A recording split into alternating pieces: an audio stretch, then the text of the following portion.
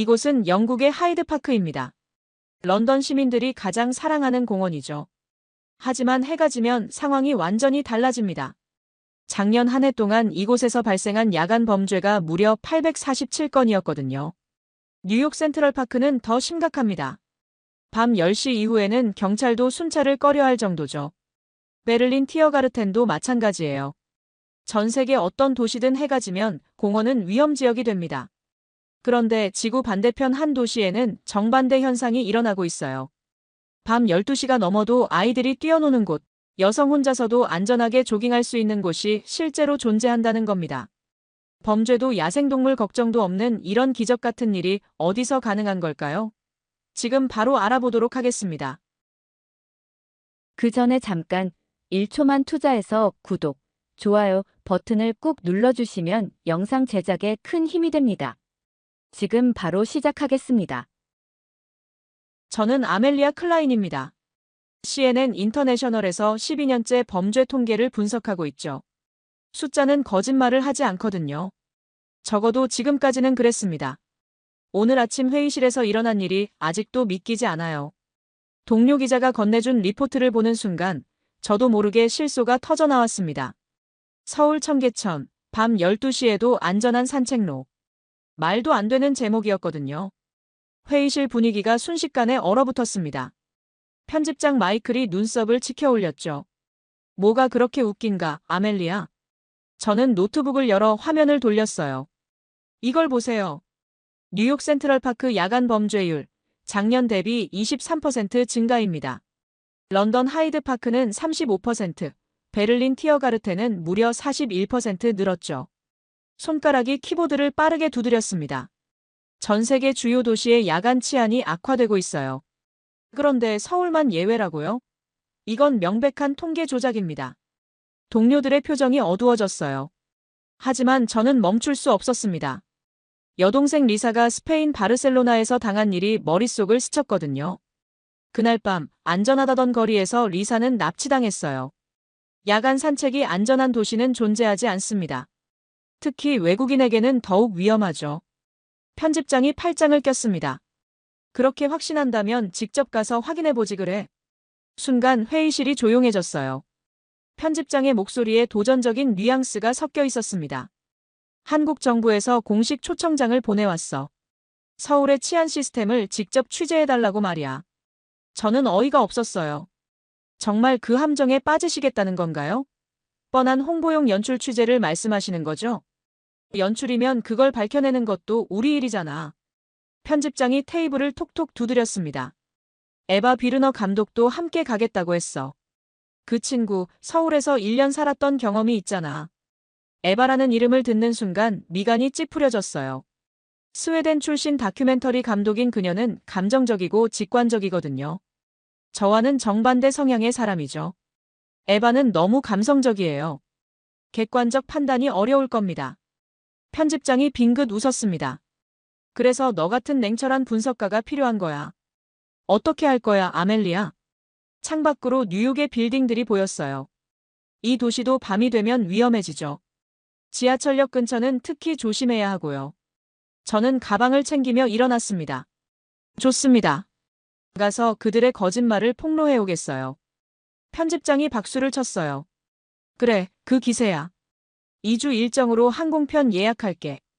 회의실을 나서면서 저는 스마트폰으로 서울 관련 자료를 검색했어요. 인구 1,000만의 거대 도시. 당연히 범죄율도 높을 거라고 생각했습니다.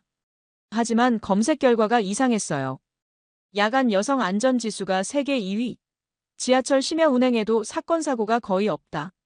말도 안 돼. 저는 중얼거리며 고개를 저었습니다. 통계는 조작될 수 있어요. 하지만 현실은 속일 수 없죠. 2주 후면 모든 진실이 밝혀질 겁니다. 저는 인천공항 입국장을 빠져나오며 시계를 확인했습니다. 착륙 후 단 30분 만이었어요. 베를린 공항에서라면 최소 1시간은 걸렸을 텐데 말이죠. 입국 심사대에서 받은 충격이 아직 가시지 않았습니다. 심사관이 영어로 능숙하게 응대했을 뿐 아니라 제 직업을 확인하고는 취재활동 도움이 필요하시면 언제든 연락하세요라며 안내 책자까지 건넸거든요. 공항 곳곳에 영어 안내판이 선명하게 붙어 있었어요. 심지어 화장실 표시까지 다국어로 표기되어 있었습니다. 이런 세심함은 프랑크푸르트 공항에서도 보지 못한 것이었죠. 에바가 캐리어를 끌며 다가왔습니다. 어때, 생각보다 체계적이지? 저는 어깨를 으쓱했어요. 공항은 어느 나라든 관리가 잘 되죠. 진짜 모습은 시내에 가봐야 아는 거예요. 택시를 타고 서울 시내로 향하는 길이었습니다. 창밖으로 보이는 고속도로의 풍경이 예상과 달랐어요. 차선이 깔끔하게 정리되어 있고 도로 위 쓰레기 하나 보이지 않았거든요. 더 놀라운 건 교통 문화였습니다. 고속도로가 막히기 시작했는데도 클락션 소리가 들리지 않았어요. 베를린에서라면 벌써 경적 소리가 요란했을 텐데 말이죠. 앞차가 차선을 바꾸려고 깜빡이를 켰습니다. 그 순간 뒷차가 자연스럽게 속도를 줄여 공간을 만들어 주었어요. 아무런 신호도 없이 마치 약속이라도 한 듯이 말입니다. 저는 무의식 중에 몸을 앞으로 기울였어요. 저런 양보가 자연스럽게 이뤄지네요. 택시기사가 백미러로 저를 바라보며 웃었습니다. 한국은 빨리빨리 문화라고 하는데 정작 급할 때는 양보를 먼저 하거든요. 기사의 영어 실력도 의외였어요. 발음은 어색했지만 의사소통에는 전혀 문제가 없었습니다. 한강을 건너는 순간 서울의 전경이 펼쳐졌어요. 높다란 아파트들이 질서정연하게 늘어서 있고 그 사이로 녹색 공원들이 점점이 박혀 있었습니다. 도시 전체가 하나의 거대한 설계도처럼 보였어요. 저기 보이는 게 한강공원이에요. 택시기사가 손가락으로 가리켰습니다. 밤에도 사람들이 많이 나와서 운동하고 산책해요. 저는 고개를 저었어요. 밤에 강변을 걸으면 위험하지 않나요? 위험하다고요? 아, 외국분이시니까 그런 걱정을 하시는군요. 기사의 표정이 신기하다는 듯이 변했습니다. 여기는 새벽 2시에도 여자 혼자 조깅하는 분들이 계세요. 말도 안 되는 소리였어요. 세계 어느 도시에서도 불가능한 일이거든요. 시내에 들어서자 더욱 놀라운 광경들이 펼쳐졌습니다. 지하철 입구마다 엘리베이터가 설치되어 있고 횡단보도에는 시각장애인을 위한 음성 신호가 울렸어요. 심지어 버스 정류장에도 영어 안내가 표시되어 있었습니다. 호텔에 도착해서 체크인을 하는데 프런트 직원이 완벽한 영어로 서울 지도를 펼쳐 보였어요. 관광 명소뿐 아니라 병원, 약국, 경찰서 위치까지 친절하게 표시해 주었습니다. 혹시 도움이 필요한 일이 있으시면 24시간 언제든 연락하세요. 직원이 건넨 명함에는 한국어와 영어가 함께 인쇄되어 있었어요. 객실에서 창밖을 내려다보니 저녁 시간에 서울이 보였습니다. 사람들이 분주히 오가고 있었지만 어딘가 여유로워 보였어요. 급하게 걷는 사람들도 신호등에서는 질서 정연하게 기다리고 있었고요. 에바가 옆방에서 넘어왔습니다. 어때, 첫인상이? 저는 팔짱을 끼고 고민에 빠졌어요. 너무 정돈되어 있어서 오히려 의심스러워요. 마치 우리가 온다는 걸 미리 알고 준비한 것 같달까요? 그런 식으로 생각하면 뭘 봐도 의심스럽겠네. 에바의 말에 저는 고개를 돌렸습니다. 창밖에서는 여전히 사람들이 평온하게 저녁 시간을 보내고 있었어요. 정말 연출일까요? 아니면 이게 이들의 일상일까요? 밤 10시, 저는 청계천으로 향했습니다.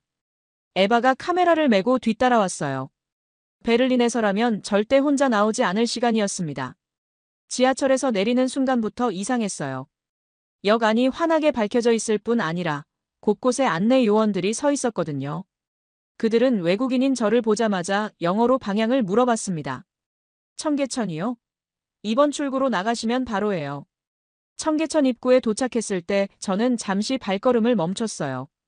도심 한복판에 이런 공간이 있다는 게 믿기지 않았거든요. 물소리가 들리고 은은한 조명이 산책로를 따라 이어져 있었습니다. 더 놀라운 건 사람들이었어요. 가족 단위로 나온 사람들이 아이들과 함께 걷고 있었고 연인들이 벤치에 앉아 조용히 대화를 나누고 있었습니다. 혼자 조깅하는 여성들도 여러 명 보였어요. 저는 에바를 돌아봤습니다. 정말 밤 10시가 맞나요? 시계 확인해봐. 손목 시계를 보니 정확히 10시 7분이었어요. 하지만 이 풍경은 오후 7시 같았습니다. 산책로를 따라 걷기 시작했어요. 양쪽으로 펼쳐진 풍경이 마치 영화 세트장 같았습니다. 아이들이 뛰어노는 소리, 할머니들의 웃음소리, 물소리가 어우러져 평화로운 교향곡을 만들어냈어요. 벤치 하나에 가방이 덩그러니 놓여 있었습니다. 주인은 보이지 않았어요. 저는 주변을 둘러봤지만 그 가방을 지키는 사람은 없었습니다. 저 가방, 주인이 어디 갔을까요? 에바가 어깨를 으쓱했어요. 화장실 갔거나 음료수 사러 갔겠지. 그럼 그대로 두고요. 왜, 누가 가져갈까봐? 정말 아무도 그 가방에 관심을 보이지 않았어요. 지나가는 사람들은 자연스럽게 그냥 지나쳤습니다. 심지어 한 아저씨는 가방이 떨어질까봐 벤치 안쪽으로 살짝 밀어두기까지 했어요. 자판기 앞에서 더 큰 충격을 받았습니다. 무인으로 운영되는 자판기가 길가에 줄지어 서 있었는데 그 앞에 아무런 보안 장치도 없었어요. 동전이 그대로 보이는 투명한 수납함도 있었습니다. 저런 자판기, 독일에 두면 하루도 못 버텨요. 저는 중얼거리며 카메라를 향해 설명했습니다. 외국인 기자가 온다는 소식을 듣고 미리 준비한 연출일 가능성이 높습니다. 이런 평화로운 모습이 일상이라면. 에바가 제 말을 끊었어요. 아멜리아, 저기 봐. 그녀가 가리키는 곳을 보니 책을 읽고 있는 대학생이 보였습니다. 가로등 불빛 아래서 혼자 앉아 집중하고 있었어요. 이어폰을 끼고 있어서 주변 소리도 전혀 듣지 못하는 상태였습니다. 저런 무방비 상태로 혼자 있어도 괜찮다는 거예요? 여긴 그게 일상이야. 에바의 목소리에 확신이 섞여 있었어요. 1년 동안 여기 살면서 한 번도 위험을 느껴본 적이 없었어. 하지만 저는 여전히 의심스러웠습니다. 이런 모습들이 정말 자연스러운 일상일 리가 없었거든요. 다리 위에서 내려다본 청계천의 야경이 아름다웠어요. 물 위로 반사되는 조명들, 그 사이를 유유히 헤엄치는 물고기들. 사람들은 난간에 기대어 여유롭게 경치를 감상하고 있었습니다. 갑자기 뒤에서 발소리가 들렸어요. 저는 반사적으로 몸을 돌렸습니다. 베를린에서 길러진 본능적인 경계심이었죠. 하지만 그냥 산책하는 가족이었어요. 아빠가 아이를 어깨에 태우고 엄마가 옆에서 웃으며 걷고 있었습니다. 그들은 저를 보고도 자연스럽게 인사를 건넸어요. 시계를 보니 11시가 넘었습니다. 하지만 사람들은 여전히 편안하게 거닐고 있었어요. 마치 시간이 멈춘 것 같은 착각이 들 정도였습니다. 저는 에바에게 속삭였어요. 정말 이게 연출이 아니라면. 그 순간 제 마음 깊은 곳에서 작은 균열이 생겼습니다. 혹시 제가 틀렸던 걸까요? 저는 벤치에 혼자 놓인 지갑을 발견했습니다. 검은색 가죽 지갑이 그대로 펼쳐져 있었어요. 신용카드와 현금이 훤히 보였습니다. 스톱워치를 켰어요. 사회 실험을 해보기로 했거든요. 과연 몇 분이나 지나면 누군가 손을 댈까 궁금했습니다. 첫 번째 지나간 사람은 조깅하는 여성이었어요. 지갑을 힐끗 보더니 그냥 지나갔습니다. 두 번째는 커플이었죠. 남자친구가 여자에게 뭔가 속삭이더니 역시 그냥 갔어요. 5분이 지났습니다. 10명 넘는 사람들이 지나갔지만 아무도 지갑에 손대지 않았어요. 베를린이라면 이미 사라졌을 텐데 말이죠. 10분째 되는 순간이었습니다. 한 아주머니가 지갑 쪽으로 다가왔어요. 드디어 예상대로 되는 건가 싶었죠. 하지만 아주머니는 지갑을 가져가지 않았습니다. 대신 바람에 날아갈까봐 벤치 안쪽 깊숙이 밀어넣었어요. 그리고는 주변을 둘러보며 주인을 찾는 듯 했습니다. 저는 숨이 막혔어요. 이런 일이 정말 가능한 건가요? 어떻게 된 거예요? 저는 에바에게 물었습니다. 그때 뒤에서 차분한 목소리가 들렸어요. 여긴 CCTV보다 정이 먼저 움직입니다. 돌아보니 50대 중반의 남성이 서 있었습니다. 단정한 정장에 온화한 미소를 지은 채로요. 유강현입니다. 종로경찰서 치안총괄 경정이죠. 그가 명함을 건넸어요. 한글과 영어가 함께 인쇄된 깔끔한 명함이었습니다. 취재 나오셨다고 들었어요. 도움이 필요하시면 언제든 연락하세요. 저는 지갑을 가리켰습니다. 저 지갑, 정말 아무도 가져가지 않을 거라고 확신하세요? 유경정이 잔잔하게 웃었어요. 확신한다기보다는 그게 여기 사람들의 마음이거든요. 마음이요? 네. 저기 지갑 주인도 누군가의 가족이잖아요. 아버지일 수도 있고 아들일 수도 있고요. 그 사람이 걱정하고 있을 거란 걸 다들 알고 있어요. 유경정의 말에 뭔가 가슴이 먹먹해졌습니다. 제가 30년 가까이 이 일을 해오면서 느낀 건데요. 시스템은 사람을 통제할 수 있지만 마음은 통제할 수 없어요. 여기 사람들은 통제되지 않고도 서로를 배려하죠. 그 순간 지갑의 주인이 나타났습니다. 30대 직장인으로 보이는 남성이 허겁지겁 뛰어왔어요. 지갑이 그 자리에 그대로 있는 걸 보고 안도의 한숨을 쉬었습니다. 아주머니가 다가가서 말했어요. 아이고, 얼마나 놀랐겠어요. 바람에 날아갈까봐 안쪽으로 밀어뒀어요. 고맙습니다. 정말 고맙습니다. 남성이 깊이 인사했어요. 아주머니는 그저 손을 흔들며 가버렸습니다. 저는 그 모든 과정을 말없이 지켜봤어요. 가슴 한쪽이 이상하게 저려왔습니다. 유경정이 조용히 말했습니다. 수치와 통계도 중요하지만 결국 도시를 만드는 건 사람이에요. 그리고 그 사람들의 마음이죠. 저는 아무 말도 할 수 없었습니다. 30년 넘게 품고 살던 신념에 균열이 생기는 느낌이었어요. 밤바람이 불어왔습니다. 청계천의 물소리와 함께 따뜻한 기운이 전해져 왔어요. 이상하게도 두려움 대신 평온함이 느껴졌습니다. 혹시 내일 시간 되시면 더 자세한 이야기를 나눠볼까요? 유경정의 제안에 저는 고개를 끄덕였습니다. 더 많은 것들을 알고 싶어졌거든요. 지갑 사건을 계기로 뭔가 달라지기 시작했어요. 제 안에 견고했던 벽에 작은 구멍이 뚫린 기분이었습니다. 다음 날 저녁, 저희는 작은 한정식 집에서 식사를 하고 있었습니다. 에바가 갑자기 얼굴을 찡그렸어요. 아, 배가 너무 아파. 순식간에 그녀의 얼굴이 새하얗게 변했습니다. 식은땀이 흘러내렸어요.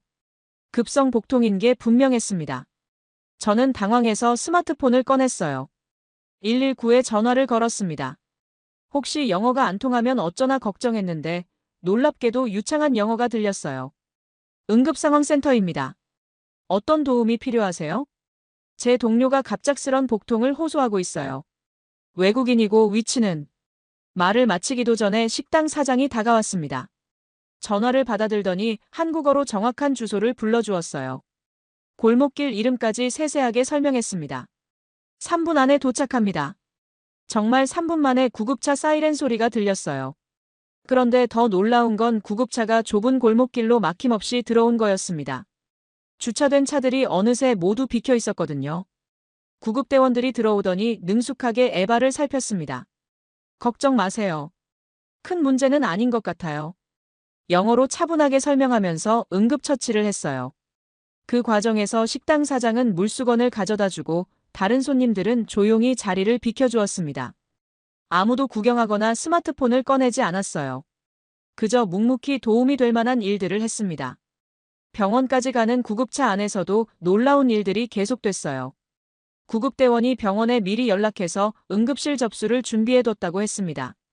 외국인 전용 통역 서비스도 대기 중이라고 했고요. 한국에 온 지 얼마나 되셨어요? 이틀째예요. 그러면 여행자 보험이 있으시겠네요. 하지만 그것과 상관없이 응급처치는 무료니까 걱정 마세요. 병원에 도착하자마자 준비된 시스템이 작동했습니다. 접수처에서 여권만 보여주면 모든 절차가 끝났어요. 5분도 안 되어 진료실로 안내됐습니다. 의사가 영어로 자세히 설명해줬어요. 급성 소화불량이네요. 큰 문제는 아니지만 수액 치료를 받으시는 게 좋겠어요. 간호사가 수액을 준비하면서 말했습니다. 불편한 점 있으시면 언제든 말씀하세요. 통역 서비스도 24시간 이용 가능해요. 3시간 후 에바의 상태가 완전히 회복됐습니다. 퇴원 수속을 밟으면서 가장 놀라운 순간이 왔어요. 총 진료비가 47,000원입니다. 저는 귀를 의심했어요. 잠깐 다시 한번 말씀해 주세요. 47,000원이요. 한화로요. 유로로 환산하면 35유로 정도였습니다. 독일에서라면 응급실비만 200유로는 나왔을 텐데요. 정말 이게 전부예요? 네, 수액 치료비와 약값까지 포함된 금액이에요. 저는 영수증을 받아들고 한참을 들여다봤습니다. 뭔가 착오가 있는 게 아닐까 싶었거든요. 병원을 나오면서 에바가 말했어요. 이제 좀 믿겠어? 여기가 정말 다르다는 걸. 저는 고개를 끄덕이지 않을 수 없었습니다. 시스템 하나하나가 완벽하지는 않았지만 그 시스템을 움직이는 사람들의 마음이 완벽했어요. 구급대원도 의료진도 심지어 식당 사장까지. 모두가 자신의 역할을 넘어서 한 사람을 배려했습니다. 택시를 타고 호텔로 돌아가는 길에 저는 창밖을 바라봤어요. 밤늦은 시간인데도 병원 응급실에는 여전히 환한 불이 켜져 있었습니다. 누군가의 아픔을 치료하기 위해 깨어있는 사람들이 있다는 생각에 가슴이 따뜻해졌어요. 처음으로 이 도시가 안전하다는 걸 피부로 느꼈습니다. 사흘째 되는 날, 저는 인사동의 조용한 전통찻집을 찾았습니다. 한국의 일상적인 모습을 보고 싶었거든요. 에바는 다른 일정이 있어서 혼자 갔어요. 찻집은 한옥을 개조한 아담한 공간이었습니다. 나무 향기와 차우리는 냄새가 어우러져 평온했어요. 벽에는 한국 전통 그림들이 걸려 있었습니다. 젊은 여직원이 다가왔어요. 메뉴판을 내밀면서 뭔가 말하려다 멈췄습니다. 영어를 못하는 게 분명했어요. 영어 메뉴 있나요? 직원이 당황한 표정으로 고개를 저었습니다. 그러더니 다른 직원을 부르러 갔어요. 기다리는 동안 저는 점점 불쾌해졌습니다. 외국인 손님에게 이렇게 무관심할 수 있나 싶었거든요. 나이든 직원이 와서 영어로 설명하려 했지만 발음이 어색했어요. 메뉴를 가리키며 몇 마디 하더니 결국 포기하는 듯 했습니다. 저는 차를 주문하지도 않고 일어났어요. 괜찮습니다. 그리고는 찻집을 나와버렸습니다. 가슴이 답답했어요. 역시 겉으로는 친절한 척하지만 속내는 다른 건가 싶었습니다. 에바와 만나서 그 이야기를 하자 언쟁이 벌어졌어요. 그건 차별이 아니야. 그냥 영어를 못해서 당황한 거라고. 당황했으면 더 노력해야죠. 번역기라도 써보든지. 너는 왜 그렇게 모든 걸 부정적으로 해석하려고 해? 저는 화가 났습니다. 제가 민감한 게 아니에요. 당신은 한국에서 살았으니까 눈 감고 넘어가는 거죠. 결국 혼자 호텔로 돌아왔어요. 마음이 복잡했습니다. 며칠 동안 느꼈던 따뜻함이 한순간에 사라진 기분이었어요. 밤늦게 청계천을 혼자 걸었습니다. 머리를 식히고 싶었거든요. 여전히 사람들이 평화롭게 산책하고 있었지만 제 마음은 그렇지 못했어요. 다음 날 아침 다시 그 찻집을 찾아갔습니다. 어제의 일이 정말 차별이었는지 확인하고 싶었어요. 문을 열고 들어가자 어제 그 젊은 직원이 저를 알아봤습니다. 놀란 표정으로 뭔가 준비하더니 스마트폰을 들고 다가왔어요. 번역 앱이 켜져 있었습니다. 화면에 한글과 영어가 함께 떠 있었어요. 어제 영어를 못해서 도와드리지 못해 정말 죄송했습니다. 밤새 영어 공부했어요. 저는 순간 말문이 막혔습니다. 직원이 번역 앱으로 계속 말했어요. 외국 손님이 오시면 뭐라도 도움을 드리고 싶은데 실력이 부족해서 미안했어요. 오늘은 꼭 맛있는 차를 대접하고 싶어요. 목소리에 진심이 담겨 있었습니다. 어제 제가 나간 후에 얼마나 미안해했을지 상상이 됐어요. 괜찮아요. 정말 괜찮아요. 제가 영어로 말하자 직원이 환하게 웃었습니다. 그리고는 정성스럽게 차를 우려주었어요. 향긋한 대추차였습니다. 한 모금 마시는데 눈물이 날 뻔했어요. 차가 달아서가 아니었습니다. 제가 얼마나 편견에 사로잡혀 있었는지 깨달았거든요. 직원이 또 번역 앱으로 말했어요. 한국 좋아하세요? 여행 재미있으세요? 네, 정말 좋아요. 제 대답에 직원이 박수를 쳤습니다. 그 순수한 기쁨에 저도 모르게 미소가 나왔어요. 찻집을 나올 때 직원이 작은 선물을 줬습니다. 전통차 한 봉지였어요. 번역 앱으로 좋은 추억 만들어 가세요라고 말했습니다. 거리에 나와서 저는 한참을 멈춰 섰어요. 차별이라고 생각했던 게 사실은 미안함이었습니다. 도와주지 못해서 속상해하는 마음이었어요. 제가 얼마나 세상을 삐딱하게 봤는지 부끄러웠습니다. 30년 넘게 쌓아올린 방어벽이 조금씩 무너지고 있었어요. 마지막 날 아침, 저는 편의점에서 아침 식사를 사려고 했습니다. 그런데 계산할 때 지갑이 없다는 걸 깨달았어요. 호텔에 두고 온 모양이었습니다. 당황해서 점원에게 영어로 말했어요. 죄송해요. 지갑을 깜빡했네요. 호텔에서 가져올게요. 그런데 뒤에 있던 할아버지가 앞으로 나오셨습니다. 말없이 제 물건들 계산을 해주셨어요. 샌드위치와 커피, 총 6,000원이었습니다. 아니에요. 괜찮아요. 제가 손사래를 쳤지만 할아버지는 이미 카드를 내셨어요. 그리고는 저를 보며 살짝 웃으시더니 말씀하셨습니다. 좋은 기억만 남기고 가세요. 그 한마디에 제 가슴이 먹먹해졌어요. 할아버지는 영수증도 받지 않고 그냥 나가셨습니다. 점원이 제게 말했어요. 자주 있는 일이에요. 한국 사람들 마음이 따뜻해서. 저는 그 자리에서 움직일 수가 없었습니다. 호텔로 돌아가는 길에 저는 길을 잃었어요. 골목길이 복잡해서 방향 감각을 잃은 거죠. 스마트폰 지도를 보려는데 배터리가 다 떨어져 있었습니다. 당황하고 있는데 대학생 한 명이 다가왔어요. 도움이 필요하세요? 유창한 영어였습니다. 제가 호텔 이름을 말하자 친절하게 길을 알려줬어요. 제가 그쪽으로 가는 길이에요. 같이 걸을까요? 15분 정도 함께 걸으면서 이런저런 이야기를 나눴습니다. 한국 문화에 대한 것들, 서울의 매력에 대한 것들. 그 학생의 눈에는 자신의 나라에 대한 자부심이 가득했어요. 호텔 근처에 도착했을 때였습니다. 11살 정도 되어 보이는 남자아이가 혼자 걷고 있었어요. 대학생이 그 아이에게 한국어로 뭔가 말했습니다. 아이가 저를 보더니 환하게 웃으며 영어로 말했어요. 안녕하세요. 저는 서하루예요. 같이 걸어요. 너무 자연스러운 영어에 깜짝 놀랐습니다.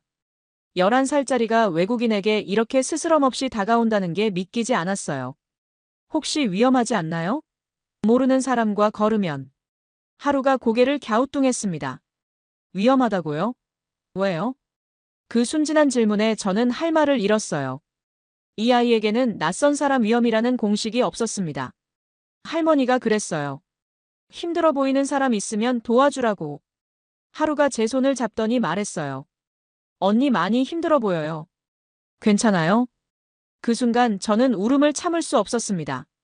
30년 넘게 쌓아둔 벽이 순식간에 무너졌어요. 이 작은 아이의 순수함 앞에서 저는 완전히 무장해제됐습니다. 괜찮아요, 하루야. 언니는 괜찮아. 그럼 다행이에요. 서울 좋아해요? 응, 정말 좋아해.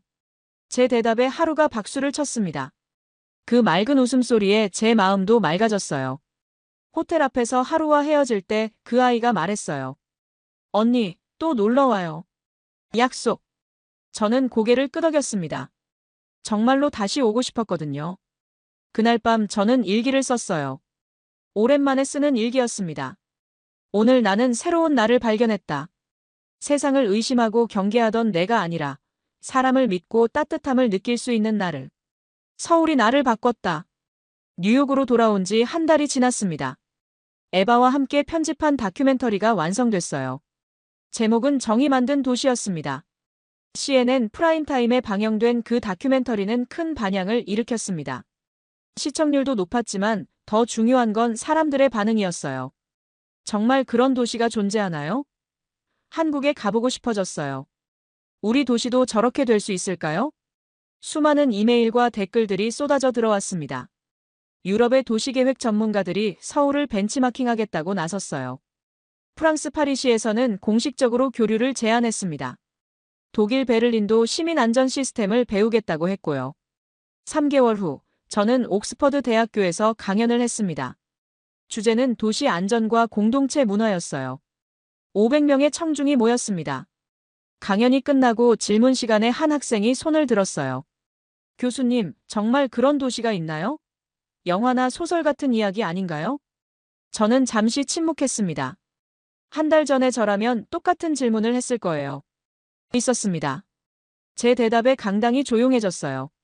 우리가 못 본 것뿐이죠. 통계와 수치로만 세상을 보려 했거든요. 하지만 진짜 중요한 건 숫자가 아니라 마음이었어요. 스크린에 서울의 야경 사진이 떠올랐습니다. 청계천의 평화로운 모습, 사람들의 따뜻한 미소들. 저는 30년간 범죄 분석가로 일했습니다. 인간의 어두운 면만 봐왔어요. 하지만 서울에서 인간의 밝은 면을 발견했죠.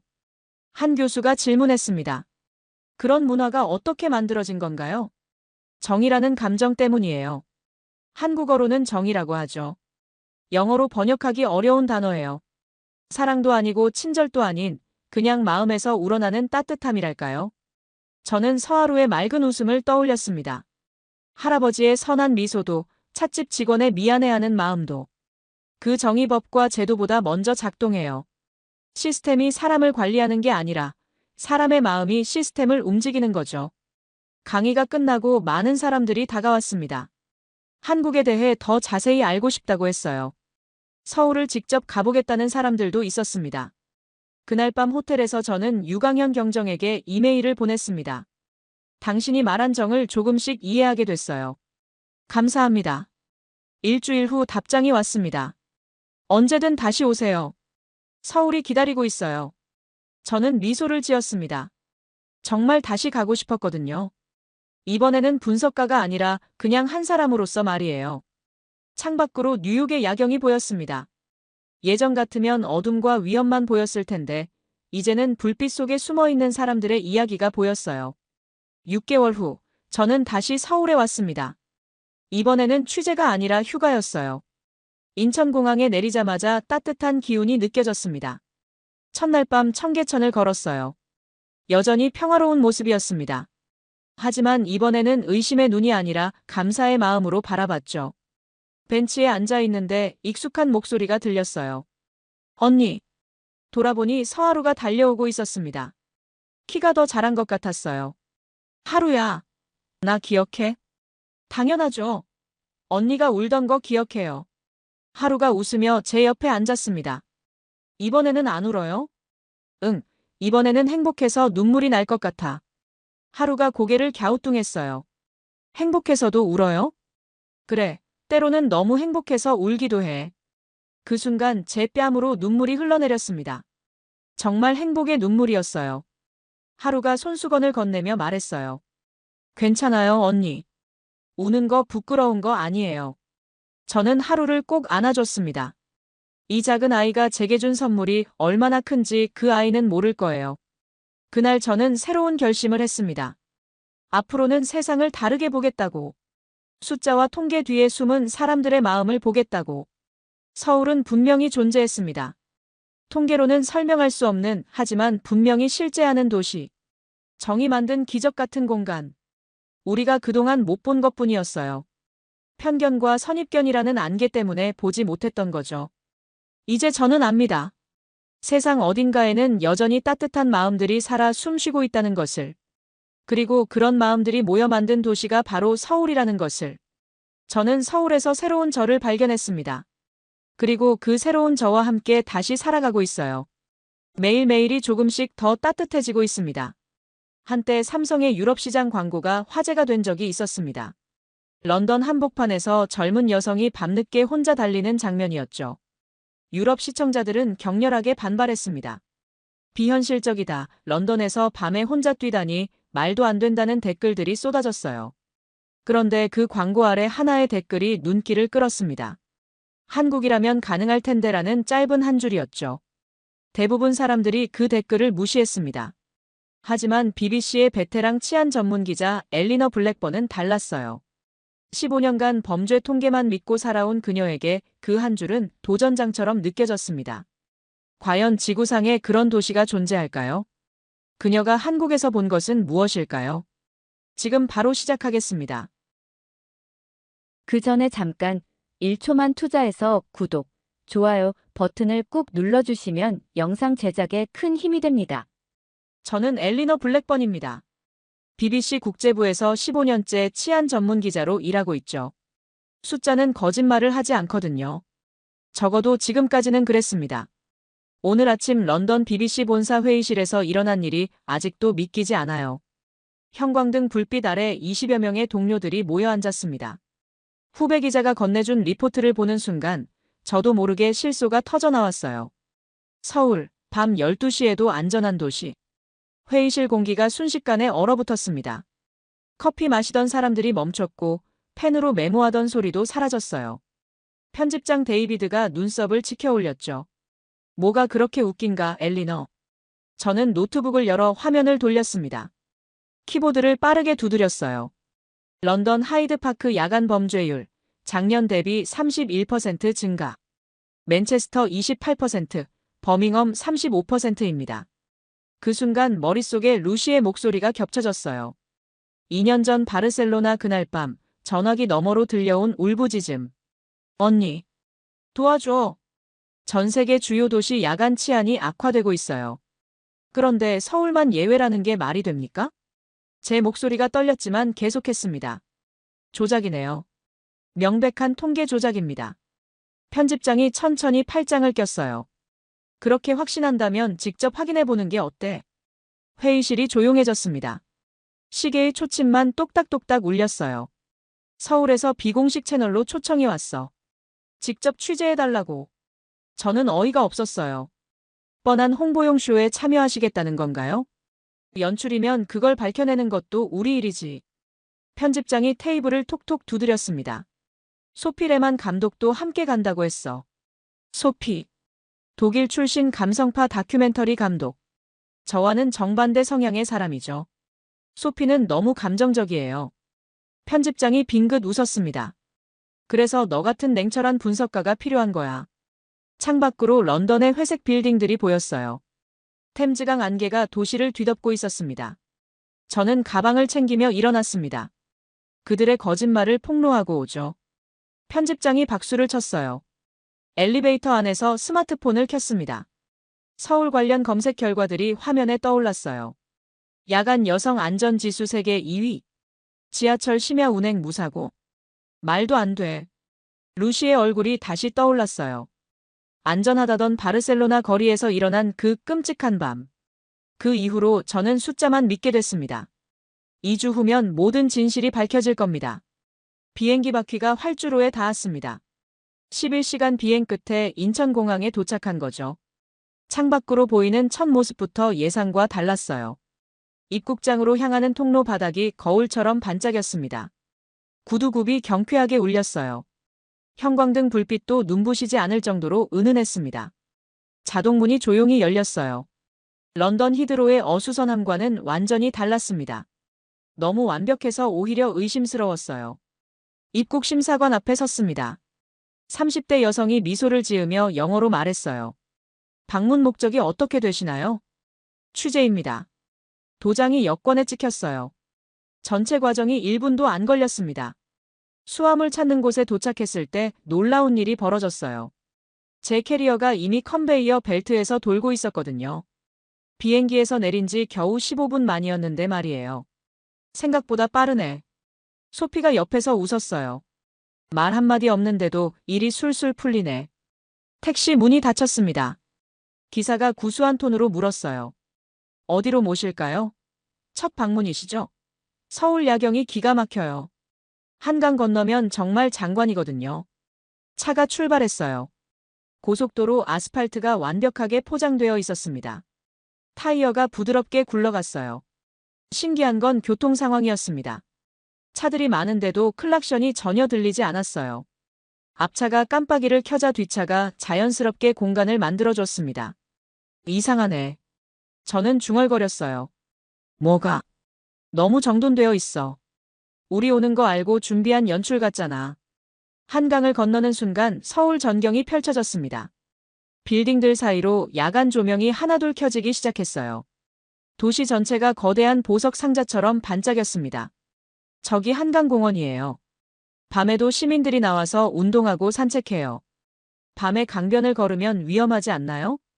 기사가 백미러로 저를 바라보며 의아해했어요. 위험하다고요? 여기는 새벽 2시에도 여자들이 혼자 뛰어다니는데요. 호텔 로비에 들어섰습니다. 대리석 바닥에 구두가 울렸어요. 프런트 직원이 완벽한 영어로 지도를 펼쳐 보였습니다. 볼펜으로 동그라미를 그어가며 설명했어요. 객실 창문을 열자 저녁 서울의 모습이 보였습니다. 차들이 지나가고 사람들이 웃으며 대화하고 신호등이 규칙적으로 바뀌었어요. 모든 게 질서정연했습니다. 소피가 옆방에서 넘어왔어요. 어때, 첫 인상이? 저는 창밖을 바라봤습니다. 사람들이 신호등에서 차분히 기다리고 있었어요. 이 정도로 매끄러우면 연출이야. 쇼를 준비한 거라고. 하지만 마음 한쪽에서는 의문이 들기 시작했어요. 이 모든 게 정말 연출일까요? 밤 10시. 지하철 광화문역 계단을 내려갔습니다. 저와 소피의 발걸음이 지하도에 울렸어요. 5번 출구로 나오자 거대한 나선형 조형물이 보였습니다. 스프링이라고 부르는 그 조형물이 밤 조명을 받아 신비롭게 빛났어요. 청계천으로 내려가는 계단을 걸었습니다. 한 걸음 한 걸음 내려갈 때마다 도시 소음이 사라졌어요. 그리고 물이 흐르는 소리가 들리기 시작했습니다. 정말 도심 한복판에 이런 곳이. 맑은 물이 흘러가고 있었어요. 은은한 조명이 산책로를 비추고 있었습니다.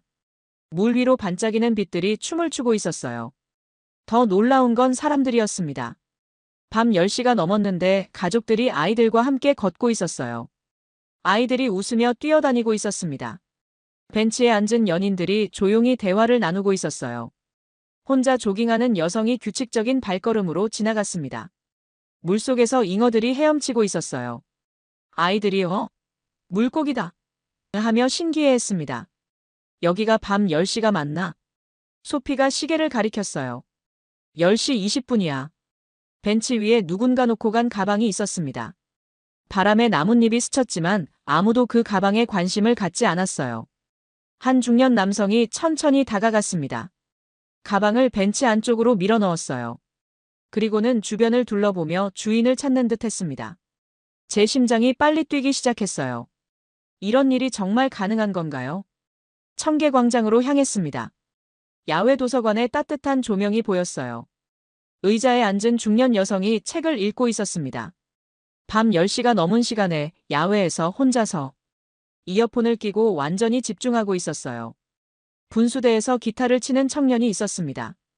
버스킹하는 그의 목소리가 밤 공기를 가득 채웠어요. 사람들이 발걸음을 멈추고 박수를 쳤습니다.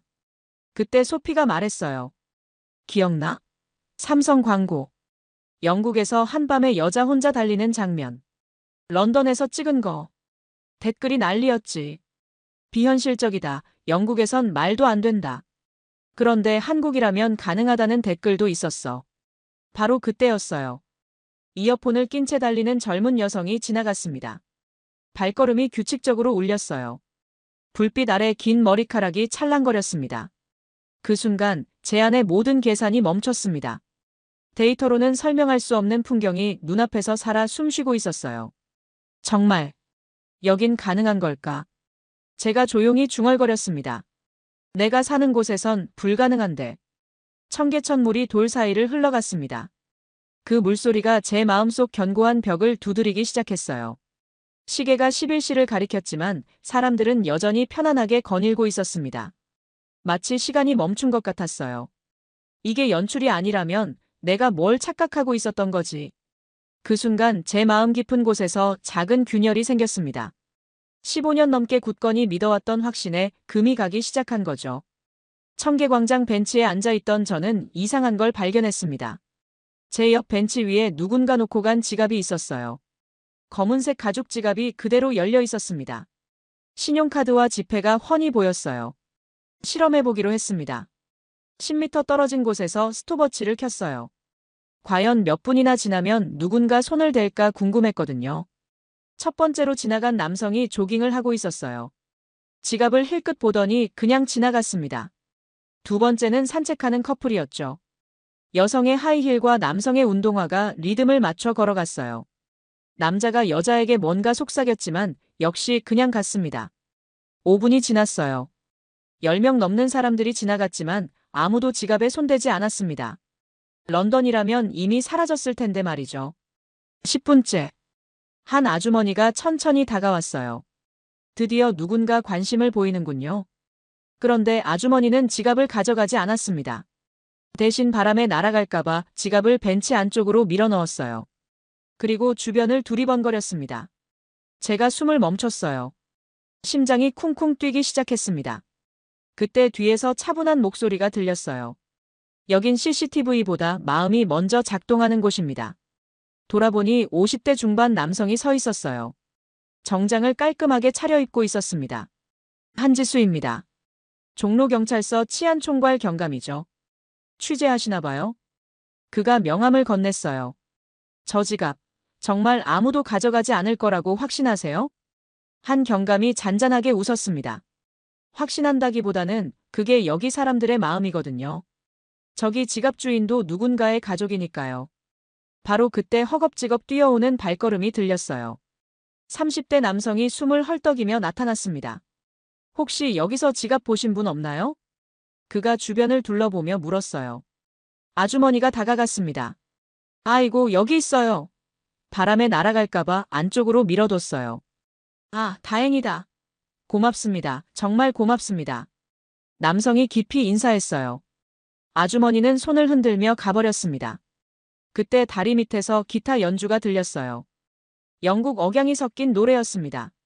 한 영국인 유학생이 한국 친구들과 버스킹을 하고 있었어요. 노래가 끝나고 박수가 터져 나왔어요. 그 청년이 BBC 카메라를 알아보고 환하게 웃으며 다가왔습니다. 저도 영국에서 왔어요. 런던에선 늘 악기 옆에 보안이 필요했거든요. 근데 여긴 그냥 노래만 하면 돼요. 기타줄을 튕겨봤어요. 새벽 2시에도 기타 치러 나와요. 아무도 건드리지 않거든요. 같은 영국인인데 정반대 시각을 가진 청년. 제 숨이 거칠어졌어요. 한 경감이 조용히 말했습니다. 수치와 통계도 중요하지만 결국 도시를 만드는 건 사람이에요. 그리고 그 사람들의 마음이죠. 청계천물이 흘러가고 있었어요. 밤바람이 뺨을 스쳤습니다. 이상하게도 두려움 대신 평온함이 느껴졌어요. 15년 넘게 붙잡고 있던 확신이 지갑 하나로 무너져 내리고 있었습니다. 제 세계관 전체가 흔들리고 있었어요. 청계천 근처 한 식당에서 저녁을 먹고 있었습니다. 숟가락이 그릇에 닿았어요. 김치찌개가 끓어오르고 있었습니다. 소피가 젓가락으로 불고기를 집어올리며 웃고 있었어요. 그런데 갑자기 소피의 얼굴이 일그러졌습니다. 젓가락을 떨어뜨렸어요. 엘리너. 내가. 그녀의 숨이 거칠어졌어요. 식은땀이 이마에 맺혔습니다. 제가 당황해서 스마트폰을 꺼냈어요. 119 버튼을 눌렀습니다.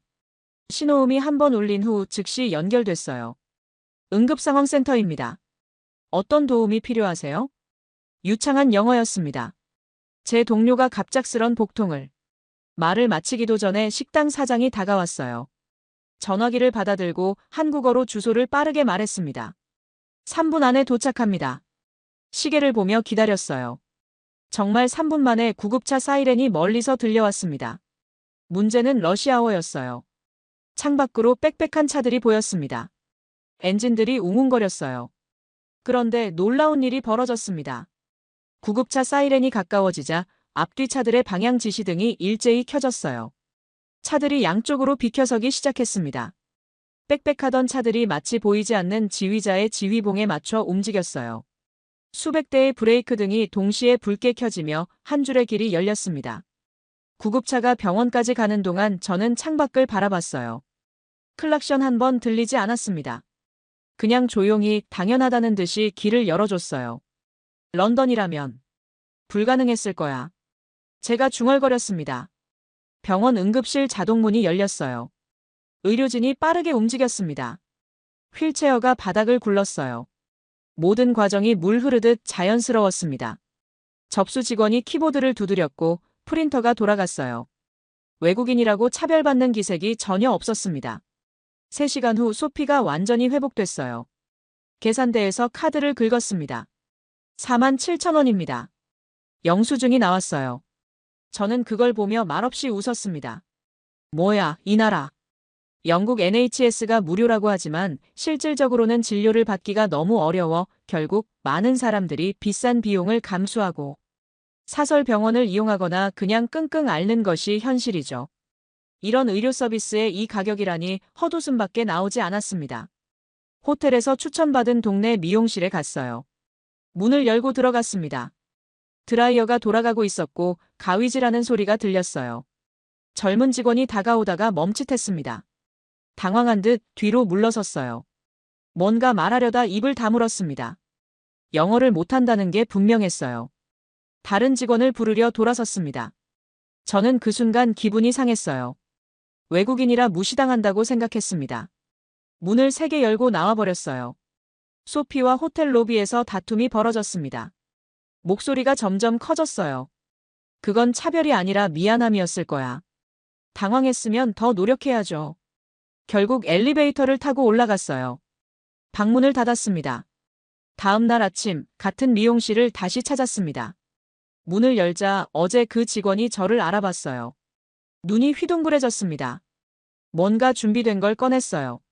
손편지였습니다. 종이를 펼쳤어요. 서툰 영어로 적힌 사과문이 보였습니다. 외국 손님 처음이라 긴장했어요. 어제 밤새 연습했어요. 진심이 느껴지는 떨리는 목소리였어요.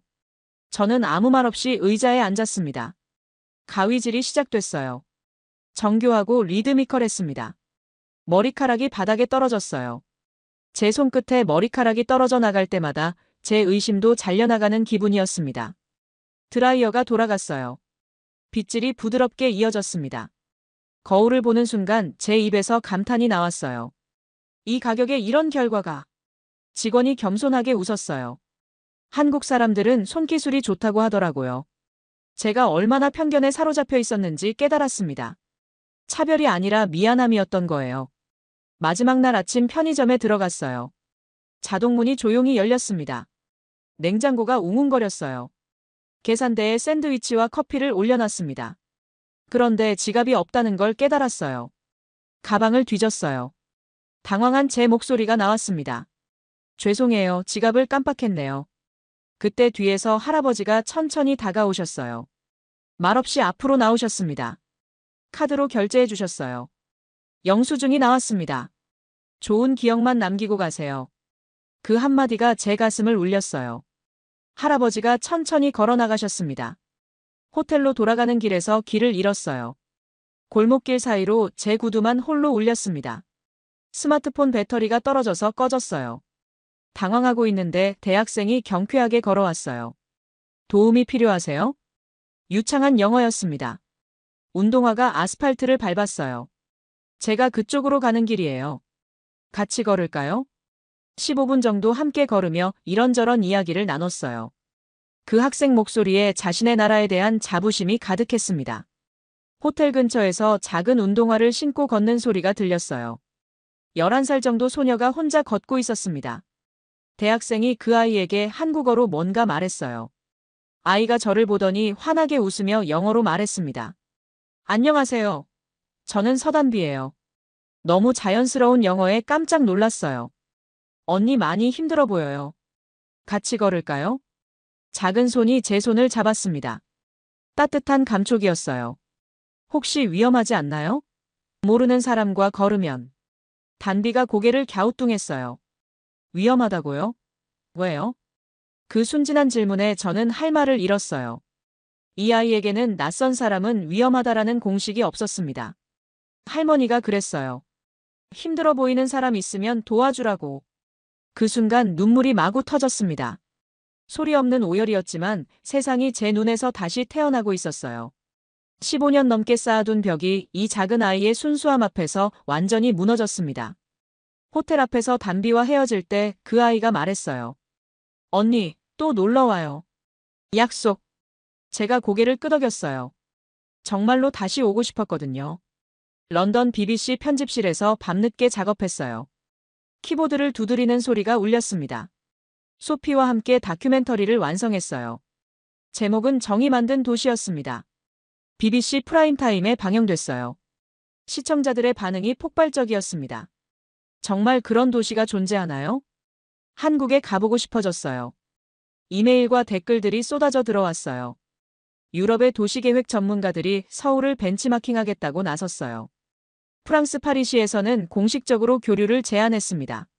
3개월 후 옥스퍼드 대학교에서 강연했어요. 주제는 도시 안전과 공동체 문화였습니다. 500명의 청중이 모였어요. 강연이 끝나고 한 학생이 손을 들었습니다. 교수님, 그런 도시가 진짜 존재합니까? 저는 잠시 침묵했어요. 한 달 전에 저라면 똑같은 질문을 했을 겁니다. 존재했습니다. 제 대답에 강당이 조용해졌어요.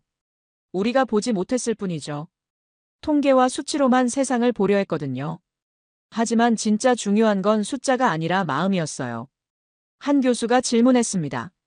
그런 문화가 어떻게 만들어진 건가요? 정이라는 감정 때문이에요. 한국어로는 정이라고 하죠. 영어로 번역하기 어려운 단어예요. 그냥 마음에서 우러나는 따뜻함이랄까요? 저는 서단비의 맑은 웃음을 떠올렸습니다. 그 정의법과 제도보다 먼저 작동해요. 시스템이 사람을 관리하는 게 아니라 사람의 마음이 시스템을 움직이는 거죠. 강연 마지막에 말했습니다. 그 도시의 이름은 서울이었고 그 이야기는 정이 만든 도시라 불려야만 했습니다. 6개월 후 저는 다시 서울에 왔어요. 이번에는 취재가 아니라 휴가였습니다. 첫날 밤 청계천을 걸었어요. 여전히 평화로운 모습이었습니다. 하지만 이번에는 의심의 눈이 아니라 감사의 마음으로 바라봤어요. 벤치에 앉아 있는데 익숙한 목소리가 들렸습니다. 언니. 돌아보니 서단비가 달려오고 있었어요. 키가 더 자란 것 같았습니다. 단비야. 나 기억해? 당연하죠. 언니가 울던 거 기억해요. 단비가 웃으며 제 옆에 앉았어요. 이번에는 안 울어요? 응, 이번에는 행복해서 눈물이 날 것 같아. 그 순간 제 뺨으로 눈물이 흘러내렸습니다. 정말 행복의 눈물이었어요. 담비가 손수건을 건네며 말했어요. 괜찮아요, 언니. 우는 거 부끄러운 거 아니에요. 저는 담비를 꼭 안아줬습니다. 서울은 분명히 존재했습니다. 통계로는 설명할 수 없는, 하지만 분명히 실제하는 도시. 정이 만든 기적 같은 공간. 우리가 그동안 못 본 것뿐이었어요. 편견과 선입견이라는 안개 때문에 보지 못했던 거죠. 이제 저는 압니다. 세상 어딘가에는 여전히 따뜻한 마음들이 살아 숨쉬고 있다는 것을. 그리고 그런 마음들이 모여 만든 도시가 바로 서울이라는 것을. 저는 서울에서 새로운 저를 발견했습니다. 그리고 그 새로운 저와 함께 다시 살아가고 있어요. 매일매일이 조금씩 더 따뜻해지고 있습니다.